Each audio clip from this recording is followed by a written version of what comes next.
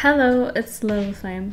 In this video, I'm going to be sharing my 2019 portfolio that I still use. This portfolio has gotten me so many new opportunities that I have kept it as is because it works. Yeah, if it's not broke, you don't fix it. Sometimes I feel extra confident in it that I'll post it into the supporting documents cover letter. I always end up getting responses just based off of the portfolio. Should you be doing this? Is this going to work for you? Hell yeah! I don't see why not. I'm also going to guide you in my process and how I set up my portfolio, how I lay every piece out, and things to consider when setting up your own. Okay, first, we are going to start off by mentioning I do not think this is the best graphic design portfolio. I don't think it's the coolest either. I myself have considered wanting to change and update it, but it has been working so well that I just have kept it to let it do its thing. So what you see here is basically what you are getting. That's it. I have images uploaded to showcase some of my most successful projects. What I was picturing is someone that's looking at my portfolio. For example, oh, she does brochures. That's great, we're looking for that. Okay, she does social media, that looks good. She makes vectors, works with apparel. So I envisioned someone using like a check mark while they're viewing my portfolio, or also making sure that there is something relevant with their market and their brand. That's what I wanted and how I wanted to be represented. So think about what industries that you would like to be in and build a portfolio on that. I'm fortunate that I got my hands on a lot of cool design projects, but even if you are just starting out, if you're interested in the food industry, make sure your portfolio has a variety of food packaging, food photography, labels, or if you are interested in fashion, then you're going to want to make sure your portfolio has apparel designs. That will definitely push you into more what you want to do and make companies believe that, okay, this person has experience with these fields. Second is quality. This needs to be pretty obvious. As a graphic designer, you are going to have to showcase your best projects. The best of the best of the best of the best of the best. In the best way. Download those templates.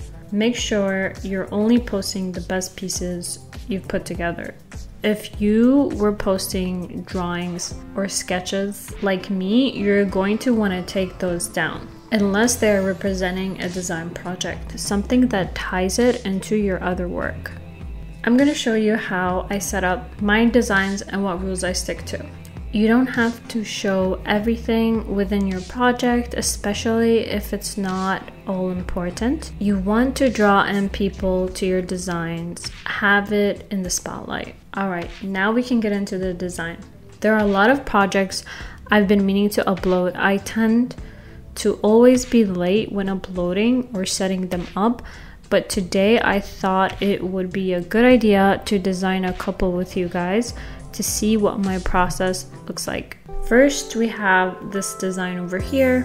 I worked on it a while back for a Gamefly ad. I was meaning to put it up, so today is that day. We're going to do it together. Quick and lazy trick. If you want a sizing of an online image, just screenshot it. I feel like the more you guys get to know me, you're gonna find out how lazy I am. Okay, so we have the sizing. Now I want to bring in this image in. Thank the gods and creators of this AI generating tool. My life as a graphic designer quality has improved by 1000%. Thank you, Adobe team. I used to hate paying for Adobe Suite, but I think I'm more convinced. Okay, beautiful. I want to showcase my design in like a phone. So we are going to go to Free Pick to pick out a mockup that will fit well. Mockups are going to improve your portfolio, make your life easier. Props to people that have access to a camera and are taking photographs of their work, but don't feel ashamed. Sometimes as a graphic designer, we don't even get to see the final results. So don't be scared to use mockups for your benefit. adding shadows to the back. Another helpful tip is sometimes when your design is too close to the screen, you don't get an outer perspective. So I suggest going back to look at the small screen, the navigator screen. Over here, it will kind of give you an idea of what the client gets to see the first time they interact with like your site, whether it's like a thumbnail or like something they have to click on. I also don't know who can relate, but finding the right font sometimes can take so much time. Sometimes I debate if I should add that extra 1 hour of searching for my client's font. Like, why did that postcard take 5 hours? Okay, done. Perfect. Make sure to give it a clear name related to the project. Second project is going to be focusing on some marketing ads I did for a university. We are going to start off on Pexels to find the perfect background for free. And for this one, I'm gonna set up a blur to just stack my design on top without losing them with the background. My goal on every design is to put a couple of words or sentences that relate to the project, because usually what happens is we start talking about the project during the interview, and that's where I like to share more about every project and give out more detail. My third design is pretty straightforward. Remember that you don't need to make every design complex. There's a lot going on already, so just a small collage is enough for the person to get an idea what I put together. Okay, last one. This one is a really good lesson to show you that sometimes it's hard.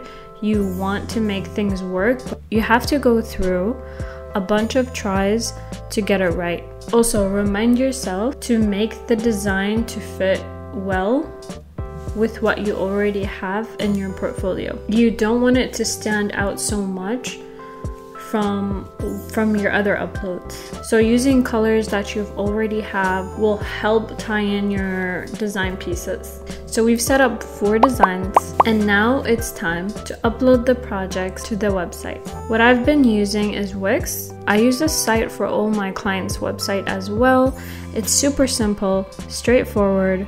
We are just going to add the images to this section here and placing a title for each one. The way you want to set these up is to make colors match in every row, so feel free to move your designs around as you go to create an appealing outer look. And there you have it. I hope you find this helpful. I am telling you, I don't know what it is, but I think because it's super direct and easy to use, I feel I've gotten so many different design projects because of the setup. Feel free to add your personality, whether it's your logo, color, theme. I think just making sure it's clean and easy to use. You can do so much with an online portfolio, so don't be scared to try out some styles and see what works for you. Thanks guys! Don't forget to hit that subscribe button and like.